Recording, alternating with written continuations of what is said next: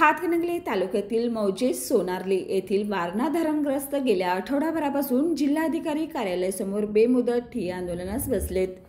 वारणा धरणग्रस्ताच्या पुनर्वसनाबाबत हमीद पन्हाळकर यांच्या नेतृत्वात मौजे सोनारली गाव विकास कमिटीच्या वतीने हे आंदोलन सुरू आहे। वारणा धरणग्रस्ताच्या पुनर्वसनासाठी वारंवार आंदोलने करूनही निवेदन देऊनही प्रशासनाने अद्यापही दखल घेतलेली नाही। आंदोलनाकडे प्रशासनाने कानाडोळा केलाय। त्यामुळे येत्या 26 डिसेंबरला मौजे सोनारली येथील धरणग्रस्तांनी कोल्हापूर जिल्हाधिकारी कार्यालय ते मुंबई असा लॉंग मार्च काढण्याचा निर्णय घेतलाय। आपल्या व्यथा मांडण्यासाठी पायी चालत हे आंदोलन मुंबईत मुख्यमंत्री देवेंद्र फडणवीस यांना भेटण्यासाठी जाणार असल्याचं माध्यमांशी बोलताना गाव विकास कमिटीचे सल्लागार हमीद पन्हाळकर यांनी सांगितले। आम्ही वारणा धरणग्रस्त मौजे सोनारली गाव विकास कमिटीच्या तर्फे सोनारली गावाचं इथं आंदोलन चालू आहे। मागं 8 जुलै रोजी आमचं आंदोलन झालं होतं। त्यावेळी आम्हाला पोकळ आश्वासनं दिलीत, शासनावरती आम्ही विश्वास ठेवला आणि आंदोलन मागे घेतलं। येत्या 16-12 पासून आमचं इथं जिल्हाधिकारी कार्यालय कोल्हापूर येथे आंदोलन चालू आहे आणि या आंदोलनाकडे शासनानं दुर्लक्ष केलेलं आहे।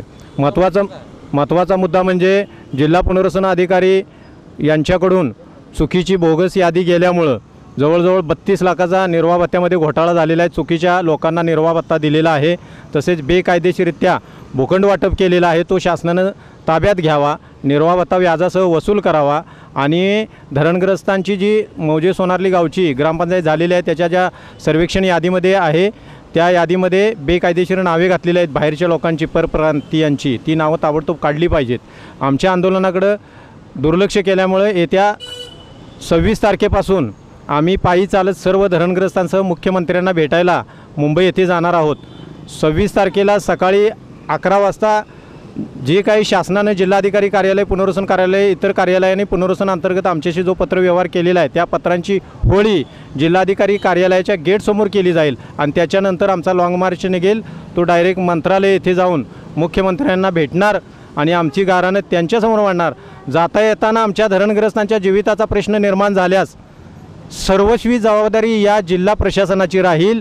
या आपल्या माध्यमातून मी सांगू इच्छितो, शासनानं फार मोठ्या प्रमाणात अन्याय केलेला आहे, त्यांनी चुका केलेल्या आहेत आणि त्यांच्या चुका दाखवण्यासाठी आम्ही इथं बसलो आहे। याचा त्रास देखील आम्हाला होतो। गेली 40 वर्षापासून पुनर्वसनची बरीच प्रकरणं प्रलंबित आहेत।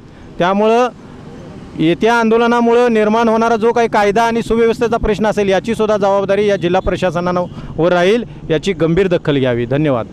या आंदोलनात संतोष पाटील, विलास पाटील, सुनील घोलप, सुरेखा पाटील, धोंडाबाई पाटील, वैजयता पाटील, नरसीमा पन्हाळकर, तोझीम पन्हाळकर, शबीर पन्हाळकर, फयाज कोळेकर यांच्यासह मोठ्या संख्येने धरणग्रस्त सहभागी आहेत। बाळ, फ्रीजमधून श्रीखंड काढ ना। आम्ही पूर्वी घरीच बनवायचो श्रीखंड, त्याची चवच वेगळी होती। आता काय सगळं रेडीमेड। आजी, हे श्रीखंड खाऊन बघ। आज तुझ्या आईनं घरीच बनवलं की काय?